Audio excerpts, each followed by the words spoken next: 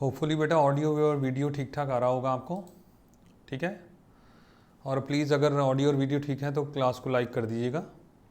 और जल्दी से हम क्लास को स्टार्ट करते हैं। और आज की क्लास में कई सारे क्वेश्चंस होने वाले हैं रे ऑप्टिक्स से रिलेटेड, ठीक है। लगभग अराउंड 20 या 25 क्वेश्चन के करीब हमारे होंगे। शॉर्ट क्वेश्चंस का आज एक क्लास है, जिसको आप लॉजिकल क्वेश्चन बोल सकते हैं, कंसेप्चुअल क्वेश्चन बोल सकते हैं, मल्टीपल चॉइस क्वेश्चंस की फॉर्म में इस टाइप का मैटर आप पूछा जा सकता है। इस टाइप के कई सारे क्वेश्चन हम कवर करते हैं आज, ठीक है। चलो जी, क्वेश्चन नंबर 1 जल्दी से शुरू करते हैं। क्वेश्चन नंबर 1 क्या कहता है हमारा, what is the angle between incident ray and the emergent रे इन अ प्रिज्म कॉल्ड। देखिए जी, हम सभी जानते हैं प्रिज्म बेसिकली ट्रायंगुलर शेप का होता है, ठीक है ना, क्लियर हो गया। नाउ इसमें हमारा ये होता है incident ray. Now this is known as refracted ray, second number. This is known as emergent ray. Last वाला इमर्जेंट रे होता है और ये होता है हमारा incident ray. Now this is emergent रे। अब इमर्जेंट रे को थोड़ा सा पीछे की तरफ एक्सटेंड करो और इंसिडेंट रे को आगे की तरफ बढ़ाओ। इमर्जेंट रे पीछे हमने कर दिया, तो ये फाइनल एंगल हमारा बनता है एंगल ऑफ डिविएशन। अब इसको डेविएशन बोल दो या डिविएशन बोल दो, बात एक ही है, एंगल ऑफ डिविएशन, ठीक है।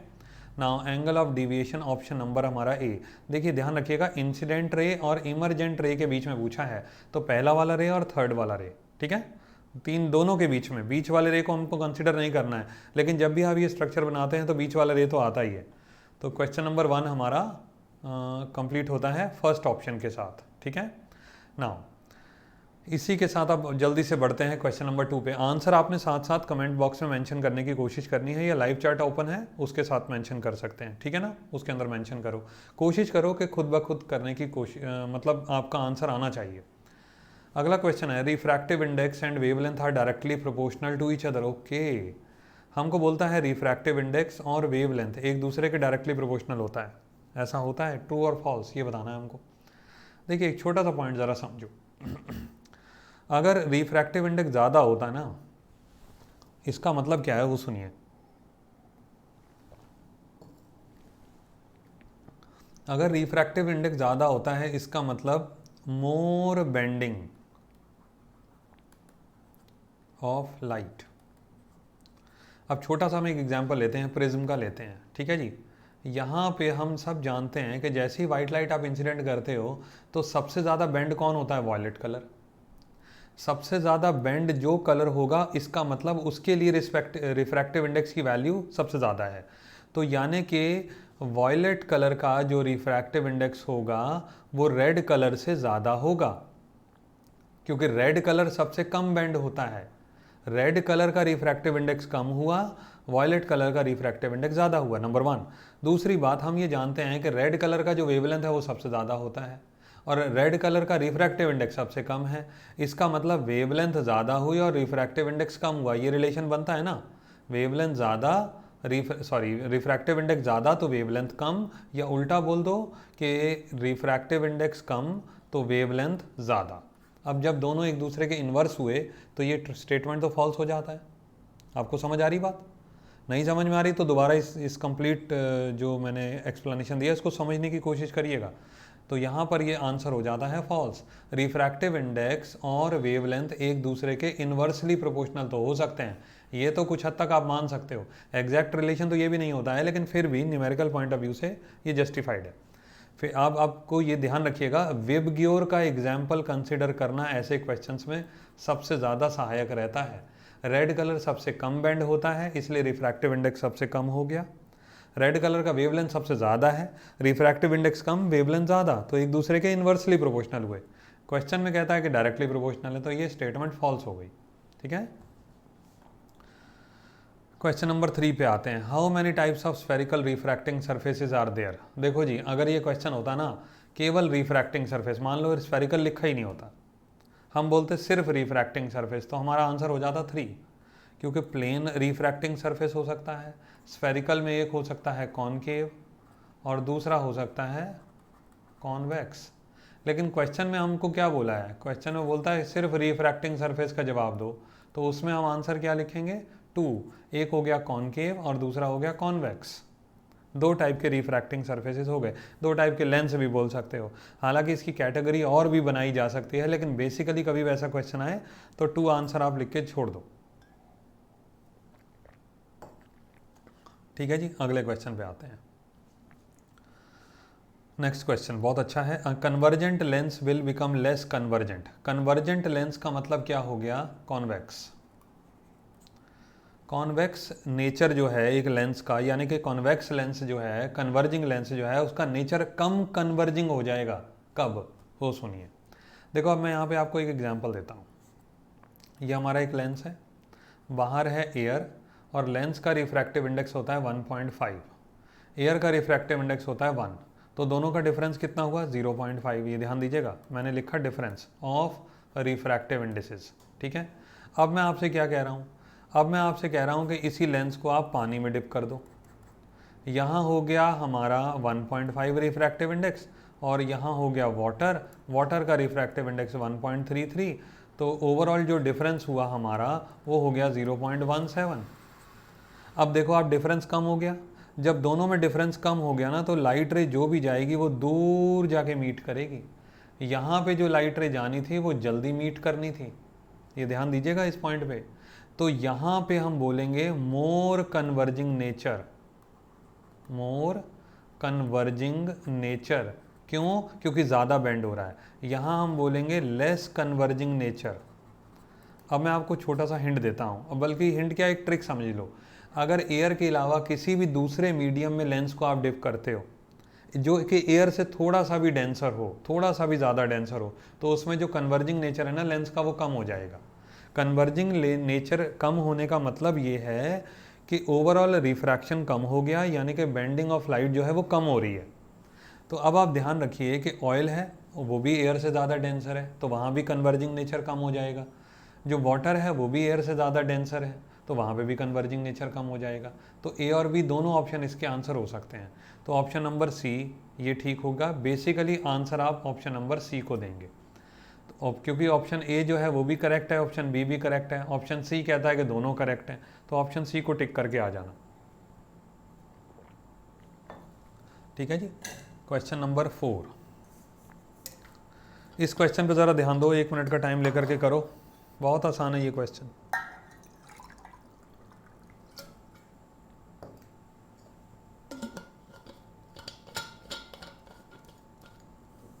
देखिए जी, when light is refracted,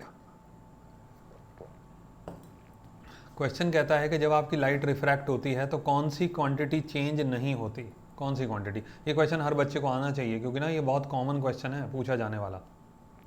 wavelength change हो जाता है जी, चेंज हो जाता है। नया वेवलेंथ जो बन जाता है वो लैम्डा बाय म्यू बन जाता है। अगर आप पानी में डिप कर देते हो ना, ये लीक किसी दूसरे मीडियम में डिप कर देते हो, तो उसके रिफ्रैक्टिव इंडेक्स से वेवलेंथ को डिवाइड कर दो, वो चेंज हो जाएगी, कम हो जाएगी। बल्कि फ्रीक्वेंसी कभी चेंज नहीं होता, नेवर चेंजेस। तो आंसर तो वैसे यही हो गया, फ्रीक्वेंसी। वेलोसिटी चेंज हो सकता है, एम्पलीट्यूड चेंज हो सकता है, ये आंसर होगा नहीं। वेवलेंथ चेंज हो सकती है, ये आंसर होगा नहीं। वेलोसिटी भी कम हो जाती है, ध्यान रखो। फ्रीक्वेंसी कभी चेंज नहीं होता, ठीक है ना। आंसर इसका हो गया फ्रीक्वेंसी। अगले क्वेश्चन पे आते हैं।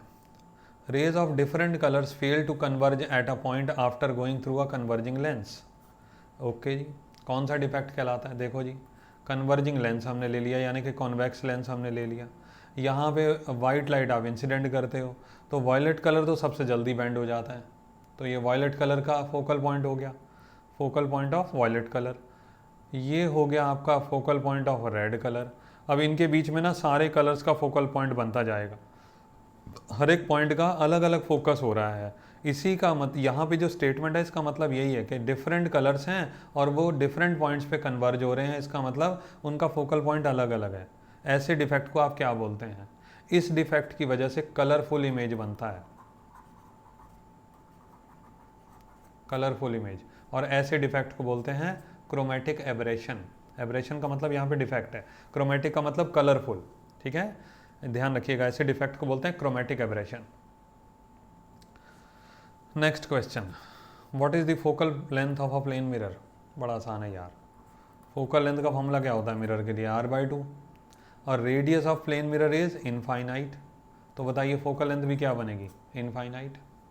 क्लियर हो गया ना। अब इसका एक वजह और भी समझ सकते हो, ये आपने प्लेन मिरर ले लिया जी, ठीक है। अब आप देखो कि रेडियस तो तब आएगा ना जब ये सर्कल बनेगा। अब ये सर्कल कभी बनेगा ही नहीं, इसको ऊपर लेके जाओ, नीचे लेके जाओ, कभी सर्कल बनेगा ही नहीं। तो हम ये मान के चलते हैं कि ऐसा सर्कल बनेगा जिसकी रेडियस की वैल्यू कितनी है, इनफाइनाइट। रेडियस इनफाइनाइट है तो फोकल लेंथ ऑटोमेटिकली इनफाइनाइट हो गई, ठीक है, ये ध्यान रखिएगा। Focal length of plane mirror, इसको भूलना नहीं, ध्यान रखिए। और अक्सर ना ये पॉइंट हैं भी छोटे छोटे ही पॉइंट हैं, कोई बहुत ज़्यादा मुश्किल पॉइंट नहीं है। स्फेरिकल मिरर से उनकी फोकल लेंथ होती है क्योंकि उनका रेडियस आप कैलकुलेट कर सकते हो। चलो जी अगले क्वेश्चन पे आते हैं। Relation f is equal to r/2 true for plane mirror, spherical और कॉन्केव लेंस। ओके जी, पहली बात तो ये सुन लो ध्यान से, f is equal to r/2 इसका मतलब ये है, अब ध्यान से सुनिएगा ज़रा, रेडियस जो होता है ना वो फिक्स होता है, चाहे लेंस का ले लो चाहे मिरर का ले लो, रेडियस फिक्स है, रेडियस ऑफ कर्वेचर जिसको आप बोलते हैं। अब रेडियस फिक्स है तो इस फॉर्मूले के हिसाब से फोकल लेंथ भी फिक्स आना चाहिए। और लेंस का जो फोकल लेंथ होता है ना, लेंस का फोकल लेंथ वेरिएबल होता है। लेंस का फोकल लेंथ जो है वो वेरिएबल होता है। वेरिएबल का मतलब हो गया it changes with change in medium,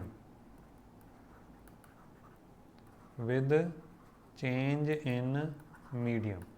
lens का फोकल लेंथ हमेशा मीडियम के साथ साथ बदलता है, तो लेंस के लिए तो ये फॉर्मूला वैसे भी वैलिड नहीं है, ठीक है। अब आ जाओ मिरर या स्फेरिकल मिरर, कोई भी मिरर हो जी, दोनों के लिए वैलिड है, ये ध्यान रखो। मिरर की फोकल लेंथ कभी चेंज नहीं होती, लेंस की फोकल लेंथ चेंज होती है क्योंकि उसका फोकल लेंथ निर्भर करता है कौन से मीडियम में आपने उसको डिप किया है। एयर में करोगे तो फोकल लेंथ अलग होगा, पानी में डिप कर दोगे लेंस को फोकल लेंथ चेंज हो जाएगा, ऑयल में डिप कर दोगे फोकल लेंथ फिर से चेंज हो जाएगा, ठीक है। मिरर का फोकल लेंथ चेंज नहीं होता, इसलिए दोनों के लिए वैलिड है, मिरर चाहे प्लेन हो चाहे स्फेरिकल हो। ओके ओके जी, दो क्वेश्चन है आपके सामने, दोनों चलो पहले एक कर लेते हैं। Aperture of plane, aperture of a mirror or lens is also known as aperture of a mirror। देखो जी, अब aperture का मतलब यहाँ पर क्या है, देखिए ये है कॉन्केव लेंस, कॉन्केव मिरर हमारा, ये पॉइंट और ये पॉइंट, दो पॉइंट हमने कंसिडर कर लिए ना, point number A, point number B. यहाँ से एक लाइन आप ज्वाइन करो, ये इसको बोलते हैं बेटा aperture. A B stands for aperture, और एपर्चर का दूसरा नाम होता है इफेक्टिव डायामीटर, ठीक है, इफेक्टिव डायामीटर ये नाम होता है इसका। हालांकि एक्चुअल में डायामीटर नहीं है ये, बट इफेक्टिव डायामीटर का एक सेंस है कहने का कि यहाँ से लेकर के यहाँ तक की हमने डायरेक्ट स्ट्रेट लाइन ज्वाइन कर दी, ठीक है।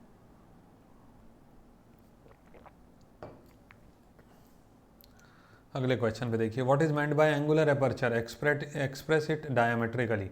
मैं डायमेट्रिकली आपको समझा देता हूँ, डेफिनेशन आप खुद लिख सकते हैं। मान लीजिए हमने ये ले लिया कॉन्केव मिरर, ध्यान से देखिएगा, ये सेंटर ऑफ कर्वेचर है, गौर से सुनिएगा। अब ये हमारा एक पॉइंट हो गया, दूसरा पॉइंट हो गया, और इसको स्ट्रेट लाइन हम ज्वाइन कर देंगे तो क्या बनेगा, एपर्चर। अब जो एपर्चर के एक्सट्रीम पॉइंट्स होते हैं ना, उनको सेंटर ऑफ कर्वेचर से ज्वाइन कर दो, ये देखो, तो ये जो एंगल बनता है ना, इसको बोलते हैं angular aperture. Now this angle, ये this angle is theta, this theta is known as angular aperture, ये होता है बेटा, ठीक है। एक्सट्रीम पॉइंट्स ऑफ एपर्चर, इनको आप कनेक्ट कर दो सेंटर ऑफ कर्वेचर के साथ, तो जो एंगल बनेगा that angle is known as angular aperture. Question number, अच्छा जी नेक्स्ट आ गया, express diametrically the circle of least confusion. देखो जी क्या होता है सर्कल ऑफ लीस्ट कंफ्यूजन, यहाँ पे एक हमने बनाया कॉन्वेक्स लेंस, अब यहाँ सॉरी यहाँ से आपको एक चीज़ समझ में आ जाएगी। देखो जी यहाँ पे देखिए ध्यान से, अब मैं यहाँ पे आपको कुछ बताना चाहता हूँ। ये जो लेंस प्रिंसिपल एक्सिस है, बीच वाला पॉइंट तो हो गया, बीच वाला लाइन हो गया प्रिंसिपल एक्सिस आपका ये वाला, ठीक है, मिडिल वाला। ना जो दूर वाली रेज होती है इनको बोलते हैं आप मार्जिनल रेज, ठीक है ना। मार्जिनल रे कहाँ आके मीट कर रही है देखिएगा ज़रा,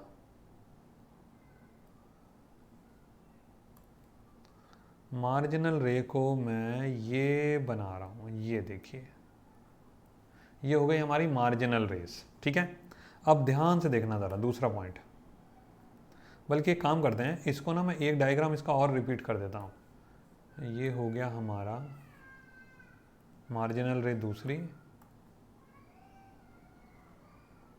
ये हो गया हमारी मार्जिनल रे यहाँ से, और ये मार्जिनल रे हमारी ये आई, ठीक है जी। अब इसको समझ जाएंगे आप बहुत आसानी से।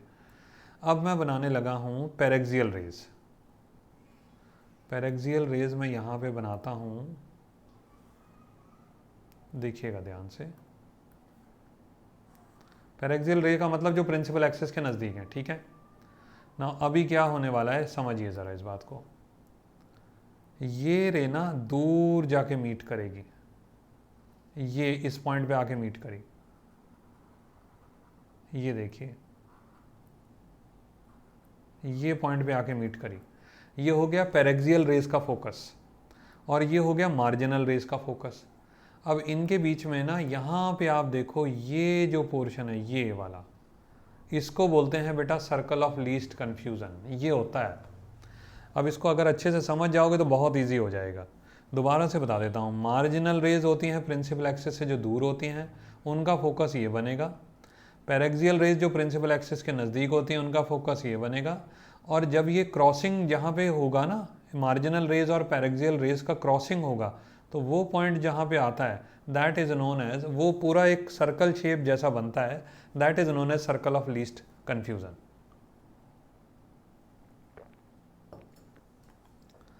चलो जी अगले क्वेश्चन पे आते हैं। Marginal rays and paraxial rays are responsible for, okay. देखो जी, इनकी वजह से ना मैं आपको एक बात बताता हूँ। पिछला केस में अभी हमारा आया था कि कलरफुल इमेज बनती है हमारी, अलग अलग कलर्स के रिफ्रैक्शन अलग अलग तरीके से होता है, तो वहाँ पे कलरफुल इमेजेस बन जाती हैं, तो वो क्रोमेटिक एब्रेशन हो जाता है। मार्जिनल रेज और पैरेक्सियल रेज के अलग अलग पॉइंट पे फोकस होने की वजह से ना एक डिफेक्ट अराइज होता है, जिसको बोलते हैं monochromatic chromatic aberration. Monochromatic aberration, monochromatic aberration की का दूसरा नाम है स्फेरिकल एब्रेशन। स्फेरिकल एब्रेशन भी इसको बोलते हैं आप, ठीक है, स्फेरिकल एब्रेशन। इसकी वजह से ना ब्लर्ड इमेज होता है, इसकी वजह से ब्लर्ड इमेज बनता है, ठीक है ना, जिसके आप ऐसे कह सकते हैं कि धुंधला सा इमेज बन रहा है, बन तो रहा है इमेज, उसके कॉर्नर्स क्लियर नहीं हो रहे, इस टाइप की इमेज को बोलते हैं ब्लर्ड इमेज। और उसके लिए रिस्पॉन्सिबल कौन होता है? मार्जिनल रेज और पैरेक्सियल रेज ही रिस्पॉन्सिबल होती हैं, ठीक है ना, ये ध्यान रखिएगा। दैट इज फॉर, यहाँ पे फिलिप्स में आ जाएगा मोनोक्रोमेटिक एब्रेशन, या दूसरा नाम इसको बोल दो स्फेरिकल एब्रेशन, कई बुक्स में ऐसा लिखा हुआ है ये। Next question, what are the two conditions for TIR? बहुत आसान क्वेश्चन है लेकिन इंपॉर्टेंट है। पहला पॉइंट है light should travel from denser to rarer, light should travel from denser medium to rarer medium. दूसरी बात, angle of incidence must be greater than critical angle, ये ध्यान रखिएगा, इसको भूलना नहीं। Angle of incidence must be greater than critical angle, और light ray should travel from denser medium to rarer medium, ठीक है जी। यहाँ पे ये हो गया नॉर्मल, ये हो गया एंगल ऑफ इंसिडेंस। अब ये एंगल ऑफ रिफ्रैक्शन अगर 90 डिग्री आ रहा है तो इसका मतलब ये हो गया क्रिटिकल एंगल, और थोड़ा सा एंगल आप इससे और बड़ा कर दोगे, और बड़ा कर दोगे तो लाइट रे वापस उसी मीडियम में आ जाती है। This is known as TIR, ठीक है। Next question, why should the aperture of objective lens in a telescope be large? Telescope में ना कॉन्वेक्स लेंस इस्तेमाल होता है ऑब्जेक्टिव के फॉर्म में। ऑब्जेक्टिव का मतलब जहाँ पे ऑब्जेक्ट रखा है आपका, या जहाँ से ऑब्जेक्ट की लाइट आ रही है, जिस लेंस के ऊपर ऑब्जेक्ट की लाइट आ रही होती है, that is known as objective lens. Objective lens क्या होना चाहिए? बड़ा होना चाहिए। इसका एपर्चर यहाँ देखो आप, ये इसका एपर्चर है, इतना बड़ा एपर्चर होना चाहिए, बहुत बड़ा होना चाहिए, काफ़ी बड़े साइज में होना चाहिए। ऐसा क्यों होता है उसकी वजह सुनिए। ऑब्जेक्ट है बहुत ज़्यादा दूर, ऑब्जेक्ट जो है आपका that is far far away. अब बहुत ज़्यादा दूर जब ऑब्जेक्ट है तो जाहिर है उसकी लाइट आते आते कम हो जाएगी। तो आप एक टेलीस्कोप से ब्राइट इमेज तो तभी देख पाएंगे ना जब ज़्यादा से ज़्यादा लाइट एंटर करेगी उसके अंदर, ज़्यादा से ज़्यादा लाइट एंटर करे। इसके लिए ज़रूरी है कि ऑब्जेक्टिव लेंस हमारा बड़ा होना चाहिए, ठीक है ना। बस यही एक वजह है, so that more light should enter the telescope. इसकी वजह से मतलब आप इसको ऐसा बोल सकते हो ब्राइटनेस बन जाता है, या इस कंसेप्ट को एक और नाम दे दिया जाता है light gathering power. Light gathering power ज़्यादा हो जाए जिससे ज़्यादा से ज़्यादा लाइट एंटर कर पाए और हमारा इमेज ब्राइट बन पाए, ठीक है ना। बस ये ऐसे, इसको ऐसे समझिए। नेक्स्ट क्वेश्चन पे आते हैं। Why reflecting type telescope gives better image than refracting type telescope. सुनिए, जो रिफ्लेक्टिंग टाइप टेलीस्कोप होता है उसमें मिरर यूज़ होते हैं, लेंस, मिरर प्लस लेंस दोनों यूज़ होते हैं। और जो रिफ्रैक्टिंग टाइप यूज़ होता है उसमें केवल लेंस यूज़ होते हैं, ओनली लेंस, ठीक है। अब मिरर वाला जो टेलीस्कोप है वो ज़्यादा ब्राइट इमेज इसलिए देता है क्योंकि मिरर ऑटोमेटिकली एक लेंस से ज़्यादा ब्राइट इमेज बनाने वाला एक आप कह सकते हैं एक हमारा डिवाइस है, ठीक है ना। इट इज़ बेसिकली हम कह सकते हो यार, आपको एक सिंपल मशीन, कुछ भी कह लो आप, जैसे मर्जी इसको डिफाइन करो। बट मिरर के लेंस के कंपैरेटिवली मिरर ज़्यादा ब्राइट इमेज बनाता है, ये आप भी जानते हो। जब शीशे में अपनी शक्ल देखते हैं हम तो ज़्यादा हमको ब्राइट दिखाई देता है बनिस्बत के लेंस से। तो ऐसा टेलीस्कोप जिसमें मिरर इस्तेमाल होता है ना, जाहिर है उससे हमको ब्राइटनेस ज़्यादा मिलने वाली है। बस यही एक वजह होती है कि हम रिफ्लेक्शन वाला टेलीस्कोप ज़्यादा प्रेफर करते हैं एस्ट्रोनॉमी में ख़ास तौर पे, क्योंकि ऑब्जेक्ट्स होते हैं बहुत दूर, उनकी इमेज बहुत क्लियर हमको चाहिए होती है। तो वी शुड यूज़ और we prefer to use mirror type telescope, या जिसमें मिरर इस्तेमाल हुआ है। एक ही ड्रॉबैक होता है कि मिरर थोड़ा कमज़ोर होता है इसलिए जल्दी टूट सकता है, और दूसरी बात इस टाइप के टेलीस्कोप बहुत बड़े होते हैं, साइज़ में बहुत ज़्यादा बड़े हो जाते हैं, ठीक है। बस ये ड्रॉबैक है, बट हमको तो बेनिफिट लिखना है तो वो आपको हमने बता दिया। चलो जी, अगला question. Rainbow, rainbow, rainbow is the result of, देखो जी, रेनबो में पहले तो वाइट लाइट एंटर करती है, यहाँ पे हो जाता है डिस्पर्जन, ठीक है जी, सारे कलर्स अलग अलग हो जाते हैं, डिस्पर्जन हो जाता है। दूसरा पॉइंट आप ये भी बोल सकते हो रिफ्रैक्शन, ऐसा भी बोल सकते हो, बट मेरी सलाह है कि पहले लिखो डिस्पर्जन। डिस्पर्जन का मतलब splitting of white light into 7 constituent colours. उसके बाद इस पॉइंट पे होता है TIR, यहाँ पे सेकंड स्टेप पे आता है TIR यहाँ पे, ठीक है। उसके बाद थर्ड स्टेप में आता है रिफ्रैक्शन। तो ये ध्यान रखिएगा, कोशिश करिए इस ऑर्डर में लिखें। फर्स्ट स्टेप पे हुआ हमारा यहाँ पे डिस्पर्जन, यहाँ पे TIR और यहाँ पे रिफ्रैक्शन। डिस्पर्जन हो गया तो सारे कलर्स अलग अलग हो गए, हम वॉयलेट कलर ले लेते हैं एक, ठीक है ना। वॉयलेट कलर अलग चला गया, रेड कलर अलग चला गया, दोनों पॉइंट पे TIR हो गया। उसके बाद वॉयलेट कलर आपका अलग से रिफ्रैक्ट हुआ, रेड कलर आपका अलग से रिफ्रैक्ट हुआ, ठीक है। Now this 3 phenomenas in combination form a rainbow, ठीक है। तीनों फिनोमिनाज मिलते हैं। और रेनबो के लिए एक कंडीशन और है भाई, आगे हमारी आंखों के सामने मान लीजिए हम रेनबो ऑब्जर्व कर रहे हैं, तो in front of our eyes it should be raining, और बैक साइड पे क्या होना चाहिए, सनलाइट। हमारे बैक साइड पे सनलाइट होनी चाहिए, हमारे आंखों के सामने बारिश होना चाहिए। Difference between primary and secondary rainbow, ये खुद करना भाई क्वेश्चन, ये बहुत सिंपल है। फिलहाल छोटा सा पॉइंट बता देता हूँ। प्राइमरी रेनबो में TIR होता है वंस, और सेकेंडरी रेनबो में TIR होता है ट्वाइस, ठीक है जी, 2 बार होता है। दूसरी बात ये भी कह सकते हो कि प्राइमरी रेनबो थोड़ा ब्राइट होता है, सेकेंडरी रेनबो थोड़ा सा डल होता है एज कंपेयर टू प्राइमरी। फिर तीसरा पॉइंट, कलर्स का ऑर्डर चेंज हो जाता है। अब कलर का ऑर्डर क्या होता है वो आपने मेंशन करना है, ठीक है।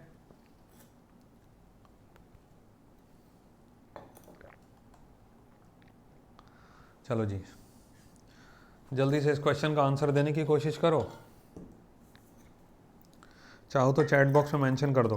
बेटा अगर क्लास ठीक ठाक लग रही हो ना तो लाइक कर देना ज़रूर वीडियो को, बल्कि मैं तो ये कहूँगा यार वीडियो तो सारे लाइक कर दिया करो, क्योंकि कंटेंट तो हम कोशिश कर रहे हैं बेटा अच्छा देने की, ठीक है ना। दूसरी बात, जो नया बच्चा हो कोई, प्लीज़ चैनल को सब्सक्राइब करो, अपने फ्रेंड्स के साथ भी शेयर करो बेटा लिंक, ठीक है। चलो जी। इसमें थोड़ी आपने हमारी सपोर्ट करनी है। Now is it possible to observe two images of single object? Answer है इसका यस, बिल्कुल ठीक है भाई। हम बहुत सिंपल एक एग्जांपल आपको दे देते हैं। देखो जी, ये एक एक्वेरियम ले लो, यहाँ पे एक मान लीजिए एक आपने ऑब्जेक्ट रखा है और ये पॉइंट क्या है, ग्लास का बना हुआ है। यहाँ एक मछली है, मछली समझ लो, ऑब्जेक्ट को क्या ही बोलना है, ये हो गया वाटर। तो कहने का पता मतलब क्या है कि हमारा जो पॉइंट है, हमारा जो ऑब्जर्वेशन होना चाहिए वो ऐसा होना चाहिए कि हम दो साइड से ऑब्जेक्ट को देख सकें, यहाँ से भी देख सकें और यहाँ से भी देख सकें। बल्कि थोड़ा सा हम इसको और दूर कर देते हैं, यहाँ कर देते हैं जी। ऑब्जर्वर हमारा ऐसा लोकेशन पे होना चाहिए जहाँ पे वो ग्लास की तरफ से भी फ़िश को देख सके और पानी की तरफ से, ऊपर की तरफ से भी देख सके। ये लाइट गई फ़िश की तरफ से, ये लाइट गई यहाँ से फ़िश की तरफ से, ठीक है। नाउ दिस इज़ नॉर्मल, ये लाइट बेंड हो गई और ये सीधे ऑब्जर्वर की आंखों में गई, यहाँ से बेंड हो गई, फिर से ये सीधे सीधे सीधे सीधे ऑब्जर्वर की आंखों में गई। ठीक है जी, आप समझ पा रहे होंगे इस चीज़ को, ये स्ट्रेट लाइन बनेगा वैसे ये, ठीक है ना। ऑब्जर्वर को दिखता कहाँ पे है, ऑब्जर्वर को दिखता है यहाँ पर। ये जब ग्लास की तरफ से दिखेगा तो यहाँ देखेगा, और जब पानी की तरफ से देखेगा तो ऑब्जेक्ट यहाँ दिखेगा, मतलब इमेज उसको यहाँ दिखाई देगी। This is image 1, this is image 2। यही कंडीशन होती है जब दो इमेजेस आपको दिखाई दे सकती हैं एक सिंगल ऑब्जेक्ट की। अगर आप सिर्फ पूरा का पूरा पानी के ऊपर आ जाएंगे ना, तब भी आपको दिखाई नहीं देगा, तब भी आपको सिंगल इमेज दिखाई देगा। सीधे सीधे ग्लास की तरफ चले जाओगे तब भी आपको सिंगल इमेज दिखाई देगा। लेकिन ऐसी टिल्टेड लोकेशन पे होना चाहिए जहाँ से दोनों तरफ से, दोनों लेवल से आपको फिश दिखाई दे रही हो, दोनों तरफ से विजिबिलिटी आपकी बन रही हो, तब आपको दो इमेजेस दिखेंगी एक ही मछली की। ठीक है, चलो जी अगला question. Which lens always forms virtual image? लो जी, वर्चुअल इमेज कौन सा लेंस है जी वर्चुअल इमेज बनाता है हमेशा? आंसर कर सकते हो, छोटा सा क्वेश्चन है ये तो। कॉनकेव, कॉन्वेक्स लेंस जो होता है ना, वो दोनों इमेज बनाता है, रियल भी और वर्चुअल भी। लेकिन जो कॉनकेव लेंस होता है, ऑब्जेक्ट कहीं पर भी रख दो, देखो आप यहाँ पे आपने ऑब्जेक्ट रख दिया, कहीं पर भी रखोगे ना ऑब्जेक्ट, लाइट रे ऐसे बेंड हो जाएगी, बैक साइड आ गया, ये लाइट रे यहाँ से पास हो गई, ये बन गई आपकी इमेज। बहुत आसान है ये, रे डायग्राम है 9th-10th के जैसा। कॉनकेव लेंस हमेशा वर्चुअल इमेज बनाता है, और वर्चुअल इमेज बनती है हमेशा इरेक्ट, और इरेक्ट होती है, और दूसरी बात स्मॉल इन साइज होती है। ठीक है, ये प्रॉपर्टीज़ याद रखिएगा।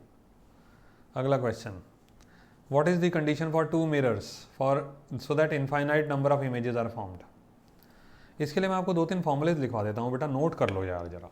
ठीक है, पहली बात तो इसका आंसर तो समझ लो, parallel images, number of images चाहिए 2, और नंबर ऑफ इमेजेस चाहिए इनफाइनाइट, और उसके लिए 2 मिरर चाहिए, 2 मिरर रखे होने चाहिए पैरेलल, ऐसे करके इस तरीके से, और बीच में होना चाहिए ऑब्जेक्ट, तब आपको इनफाइनाइट नंबर ऑफ इमेजेस दिखेंगी। बार बार शॉप में चले जाओ, इसका सेम एग्जैक्ट एग्जाम्पल है ये। पीछे भी शीशा लगा होता है, आगे भी शीशा लगा होता है, और हम बीच में बैठे होते हैं, हमको इनफाइनाइट इमेजेस अपनी दिखाई दे रही होती हैं। लेकिन इसके लिए ना कुछ फॉर्मूला लिख लो, हो सकता है आपके काम आ जाइए। ठीक है, मैं नोट करवा दे रहा हूँ आपको, देखो बेटा ये चीज़ नोट कर लो। 360/θ, मतलब 2 मिरर हैं मान लीजिए, और 2 मिरर के बीच में एक एंगल बन रहा है, यहाँ तो थीटा 90 है, लेकिन मैं इसको थीटा मान के चल रहा हूँ थोड़ी देर। 360 डिवाइडेड बाई थीटा, ये फॉर्मूला नोट कर लेना बेटा। आंसर आ रहा है इवन नंबर, मान लीजिए डिजिट आई m, और ये हो गया इवन नंबर। तो नंबर ऑफ इमेजेस जो आपकी बनेंगी, ये हर बच्चा नोट कर ले बेटा, ये ज़रूरी है। जो 2 मिरर आपके रखे हुए हो ना, दोनों के बीच में एंगल रखा हुआ है थीटा। ठीक है, दोनों मिरर्स के बीच में जो एंगल बन रहा है दैट इज़ थीटा। तो क्या करो, 360 को थीटा से डिवाइड कर दो, तो 2 ऑप्शन बनेंगे आपके। या तो 360 को थीटा से डिवाइड करने के बाद ऑड नंबर आएगा, ऑड नंबर को मैं लिख देता हूँ n, और या फिर 360/θ को करोगे तो आप इवन डिजिट आएगी। एक केस और बन सकता है, 360/θ करोगे तो आपका एक फ्रैक्शन बनेगा। 3 केस बन गए आपके। और जब भी 360/θ करने पर फ्रैक्शन आए, तो जो नंबर ऑफ इमेजेस होंगी ना, वो होंगी इंटीग्रल पार्ट। इंटीग्रल पार्ट के बराबर, ये ध्यान रखिएगा, ठीक है, इंटीग्रल पार्ट के बराबर, इसको भूलना नहीं, इसको ध्यान रखिएगा, बहुत ज़रूरी पॉइंट आपको बता रहा हूँ। 360 को थीटा से आपने डिवाइड करा तो मान लीजिए फ्रैक्शन आया, फ्रैक्शन में कुछ भी हो सकता है, फ़र्ज़ करो आपका आया 10 3/4, लेट से ये आया, मान लेते हैं एक, तो ये जो 10 आया ना, नंबर ऑफ इमेजेस हो गई 10, ठीक है जी, पहला केस तो ये हो गया। अब अगर आपका इवन डिजिट आता है, इवन डिजिट, तो जो भी इवन डिजिट आई आपकी m, तो m में से 1 लेस कर दो, उतनी नंबर ऑफ इमेजेस हो गई आपकी। अब जैसे कि 360 को आप 60 से डिवाइड करो, मान लीजिए दो मिरर के बीच में 60 डिग्री का एंगल है, तो 360 को 60 से डिवाइड करा, आंसर आया 6, तो नंबर ऑफ इमेजेस बनेंगी 5, 6 - 1 = 5, ध्यान रखिएगा, ठीक है। अब लास्ट केस आता है ऑड नंबर का डिजिट। अगर आपके ऑड डिजिट आ रही है, मान लीजिए कोई भी केस आप ले लेते हैं, फ़र्ज़ करो 360 को आपने 120 से डिवाइड करा, दो मिरर के बीच में 120 डिग्री का एंगल है, तो आंसर 3 आएगा ना, ऑड नंबर हो गया। ऑड नंबर में ना दो केस बनते हैं बेटा, ऑड नंबर में दो केस बनते हैं। ऑड नंबर में नंबर ऑफ इमेजेस बनेंगी n-1, अगर, ध्यान रखिएगा, ध्यान से नोट भी करिएगा, अगर ऑब्जेक्ट हमारा प्लेस है बाइसेक्टर पे, object is placed on angle bisector, और नंबर ऑफ इमेजेस बनेंगी n फॉर अदर प्लेसेस। हालांकि बहुत ज़्यादा मैं ये तो नहीं कहूँगा कि सिलेबस के हिसाब से ये इंपॉर्टेंट है, बट मेरी समझ में ये जानकारी तो होनी चाहिए, क्योंकि ऐसा क्वेश्चन MCQs में तो पूछे ही जा सकते हैं, हो सकता है कंपटीशन में भी आपसे पूछ ले, तो ध्यान से सुन लीजिए दोबारा से एक बारी, ठीक है, इसको अच्छे तरीके से भूलना नहीं। 360 को आपने थीटा से डिवाइड करना है, अगर तो आता है इवन नंबर तो नंबर ऑफ इमेजेस के लिए 1 लेस कर दो, अगर आता है ऑड नंबर तो ऑड नंबर में नंबर ऑफ इमेजेस से एक लेस कर देना, अगर हमारा ऑब्जेक्ट एंगल बाइसेक्टर पर रखा हुआ है। जैसे कि देखो जी, हमने लिया 120 डिग्री का एंगल, ऑब्जेक्ट हमने यहाँ रख दिया एंगल बाइसेक्टर पे, तो 120 हमने 360 को डिवाइड करा 120 से, तो आंसर आया था 3। अब हमने एंगल बाइसेक्टर पे ऑब्जेक्ट को रखा हुआ है, तो इमेजेस बनेंगी 2, 3 - 1। लेकिन अगर हम ऑब्जेक्ट को इधर या इधर कहीं पर भी रख सकते हैं अदर देन एंगल बाइसेक्टर, तो उस केस में नंबर ऑफ इमेजेस हमारी हो जाएंगी 3। ये ध्यान रखिएगा, ये क्वेश्चन इसलिए ज़रूरी है। और अगर फ्रैक्शन आ रहा है तो मैंने आपको बता ही दिया इंटीग्रल पार्ट, ठीक है जी। क्वेश्चन ये चाहो तो इसका स्क्रीनशॉट लेके नोट भी कर लो, मतलब रख भी लो, ताकि आगे नोट्स बना सको। चलो जी, अगले क्वेश्चन पे हम आते हैं। अब यहाँ पे आप बताइए, angle of deviation is maximum for dash colour. Okay जी, ये तो प्रिज्म का क्वेश्चन है जी। प्रिज्म का क्वेश्चन अगर आप बनाते हो तो यहाँ पर लो जी, angle of deviation is maximum, सबसे ज़्यादा बैंड कौन सा कलर होता है, वॉयलेट, सबसे कम बैंड कौन सा कलर होता है, रेड, तो angle of deviation is maximum for violet colour and minimum for red colour. ये क्वेश्चन तो समझ आ गया होगा, ये याद भी रखना चाहिए हर बच्चे को, ये पहले भी हमने भी कवर करा है। चलो जी आगे बढ़े। Prism formula for thin prism याद कर लो, ये डेरिवेशन आता है वैसे तो, delta is equal to mu minus 1 into A, ये होता है। अब इसमें डेल्टा का मतलब क्या हो गया, एंगल ऑफ डिविएशन, और ए का मतलब क्या होता है, एंगल ऑफ प्रिज्म, और म्यू का मतलब होता है रिफ्रैक्टिव इंडेक्स, ठीक है जी। अच्छा एक चीज़ और है, अगर जनरल केस पूछा जाए ना, तो जो प्रिज्म फॉर्मूला हो जाता है mu is equal to sine A plus delta M by 2 divided by sine A by 2, ये होता है जनरल फॉर्मूला प्रिज्म के लिए। लेकिन अगर हम थिन प्रिज्म की बात करते हैं ना, तो आप इस तरीके से लिख सकते हो जो यहाँ पे लिख के दिया है, ये चीज़ थिन प्रिज्म के लिए। थिन प्रिज्म के न्यूमेरिकल आते कैसे हैं, ऐसे समझो आप, जैसे मान लीजिए कोई प्रिज्म है, उसमें दिया हुआ है angle 11 degree, angle of prism, A की वैल्यू क्वेश्चन में दे रखी है 11 डिग्री, तो आप उसको थिन प्रिज्म की कैटेगरी में ले आओ। अब मान लीजिए एंगल ऑफ प्रिज्म दे रखा 45 डिग्री, तो उसमें ये थिन प्रिज्म मत लगा देना, उसमें फिर लगेगा ये वाला फॉर्मूला एक्चुअल वाला। 3 डिग्री दिया है, 13 डिग्री दिया है, इस टाइप से जो कम पतला एंगल अगर दे रखा है तो उसमें थिन प्रिज्म को कंसिडर कर लेना, ठीक है, चलो जी अगले क्वेश्चन पे आते हैं अब हम। ओके, ये पोरोप्रिज्म आपको दिया है, इसके लिए इमेज फॉर्मेशन करिए। पोरोप्रिज्म में TIR होता है, याद रखो। देखो जी कैसे बनाना है, इसको थोड़ा सा ध्यान देना। ये यहाँ पे आएगी लाइट रे, ठीक है, ये आ गई दूसरे पोर्शन की लाइट रे। अब क्या होता है यहाँ पे, मैं आपको एक चीज़ बता दूँ, ये ना ये जो पॉइंट होता है यहाँ पे TIR हो जाता है। कैसे हो जाता है वो सुनिए। इस पॉइंट पे ना ये जो एंगल ऑफ इंसिडेंस बन जाता है, ये एंगल ऑफ इंसिडेंस ये क्रिटिकल एंगल से ऑटोमेटिकली बड़ा हो जाता है।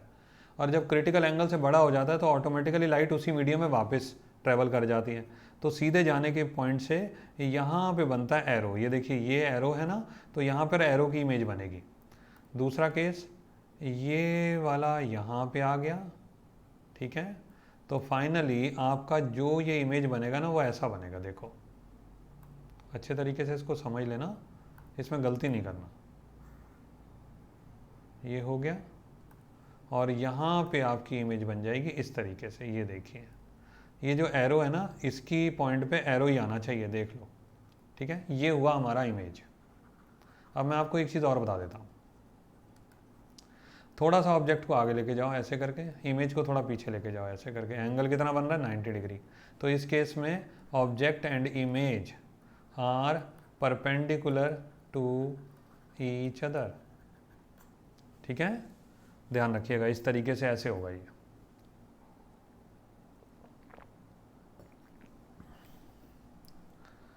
चलो जी अगले क्वेश्चन पे आते हैं। Condition in which convex lens plays a role of simple microscope. बहुत अच्छा क्वेश्चन है जी। कॉन्वेक्स लेंस है हमारा ये, सिंपल माइक्रोस्कोप, ये फोकस है, ध्यान से देख लो। फोकस से पहले रखा होना चाहिए ऑब्जेक्ट।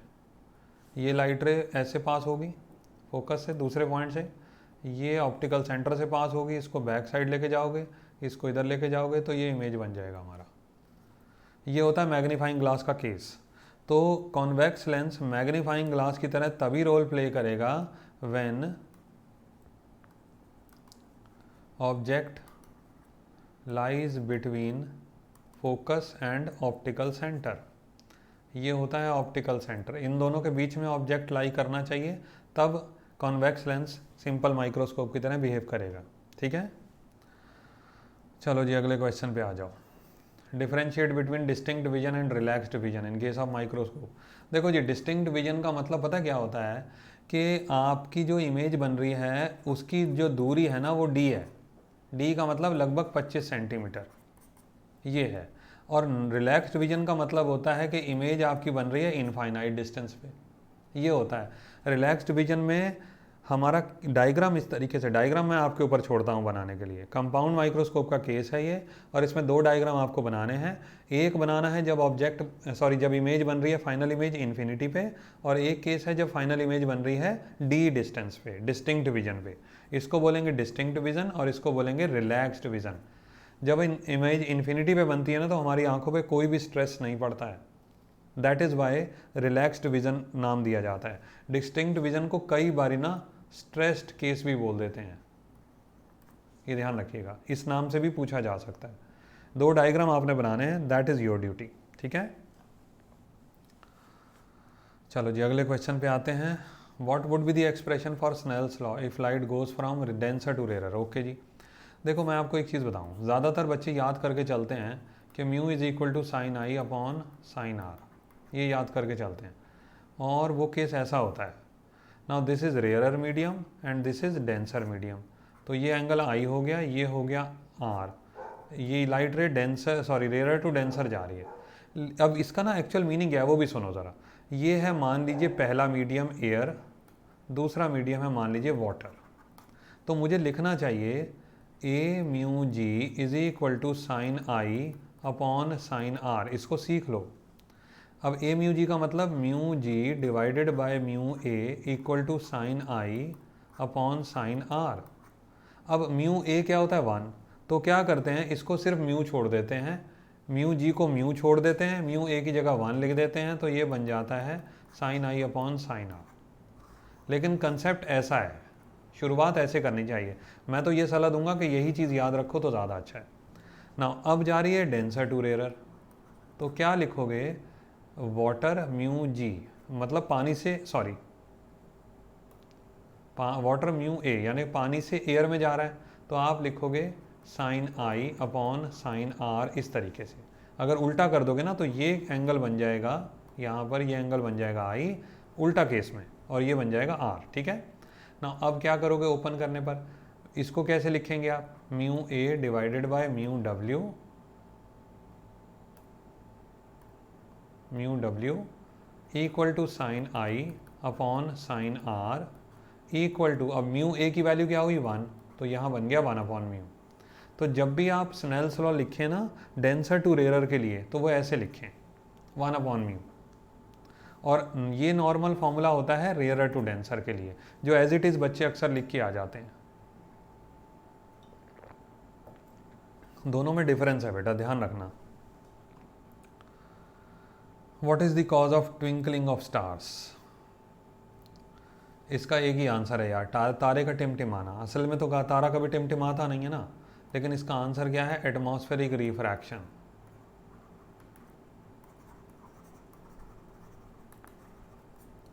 एटमॉस्फेरिक रिफ्रैक्शन, इसका ये आंसर है बेटा। समय के रात के समय ना, वैसे तो दिन के समय में भी होती है एटमॉस्फेरिक रिफ्रैक्शन, लेकिन रात के समय में स्टार्स हमको विजिबल होते हैं, तो सॉरी टाइम के साथ साथ ना जो एटमॉस्फेयर की डिफरेंट लेयर्स हैं उनका टेम्परेचर बदलता रहता है, जिसकी वजह से उनका रिफ्रैक्टिव इंडेक्स बदलता है, जिसकी वजह से लगातार रिफ्रैक्शन रेट चेंज होती रहती है। बस इसी की वजह से हमको स्टार्स की पोजीशन ना, इट अपीयर्स कि भाई वो चेंज हो रही है पोजीशन उसकी, इसी को टिमटिमाना बोलते हैं, ट्विंकलिंग बोलते हैं, ठीक है। It is the phenomena of physics basically. चलो जी अगले क्वेश्चन पे आते हैं। What happens to critical angle when temperature is increase, बड़ा अच्छा क्वेश्चन है। क्रिटिकल एंगल है क्या, जब डेंसर टू रेयरर की बात होती है, ठीक है। ये है, देखिए ज़रा ध्यान से देखिएगा, ये है क्रिटिकल एंगल, तो एंगल ऑफ रिफ्रैक्शन कितना हो गया यहाँ पे, एंगल ऑफ रिफ्रैक्शन हो जाता है 90 डिग्री। अब आपने क्या करा, ये जो डेंसर मीडियम है मैंने इसका टेम्परेचर बढ़ा दिया। जब डेंसर मीडियम का टेम्परेचर बढ़ा दोगे ना, तो इसकी जो डेंसिटी है वो कुछ हद तक कम हो जाएगी, डेंसिटी इसकी कम हो जाएगी, जिसकी वजह से जो रिफ्रैक्टिव इंडेक्स है वो भी कम होगा। अब जब रिफ्रैक्टिव इंडेक्स कम हुआ तो रिफ्रैक्शन भी कम होगा। अब रिफ्रैक्शन कम होगा ना, तो ध्यान से सुनना, तो ये केस किस में बदल जाएगा, ऐसे देखिएगा, एंगल यही रखा है मैंने आई, लेकिन इसका जो एंगल ऑफ रिफ्रैक्शन होगा वो 90 से लेस हो जाएगा, आर इज़ लेस देन 90। इस केस में तो 90 आ रहा था, अब मैंने क्या करा, इसका टेम्परेचर बढ़ा दिया, नीचे वाले मीडियम का टेम्परेचर मैंने बढ़ा दिया, तो नीचे वाला मीडियम जो है वो कुछ हद तक रेयरर होने लग गया, मतलब पहले डेंसिटी ज़्यादा थी अब डेंसिटी कम होने लग गई, तो रिफ्रैक्शन भी कम करेगा, तो आर की वैल्यू 90 से कम हो जाएगी। अब मुझे 90 लेके आना है, तो बताइए मुझे angle of refraction, sorry angle of incidence थोड़ा और बढ़ाना पड़ेगा ना, तब जाके एंगल ऑफ रिफ्रैक्शन मेरा 90 बनेगा। तो इसका मतलब मुझे क्रिटिकल एंगल भी बढ़ाना पड़ गया, टेम्परेचर बढ़ाया तो क्रिटिकल एंगल भी बढ़ गया। इसका मतलब है कि टेम्परेचर और क्रिटिकल एंगल एक दूसरे के डायरेक्टली प्रोपोर्शनल हो गए, हम ये कुछ हद तक बोल सकते हैं। As the temperature is increase, critical angle always increases, ठीक है। चलो जी अगले क्वेश्चन पे आते हैं। Basic principle behind the working of optical fibre, ये तो आंसर दे सकते थे यार, मुश्किल थोड़ी ना। TIR, total internal reflection,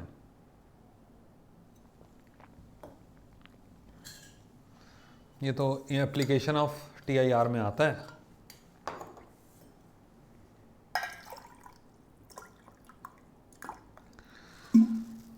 application of TIR में अगले क्वेश्चन पे भी आता हूँ मैं बहुत जल्दी। Mirage is also known as, देखो जी एक चीज़ और है, ज़रा ध्यान से सुनिएगा। मिराज को ना वैसे तो दूसरा नाम दिया जा सकता है ऑप्टिकल इल्यूजन।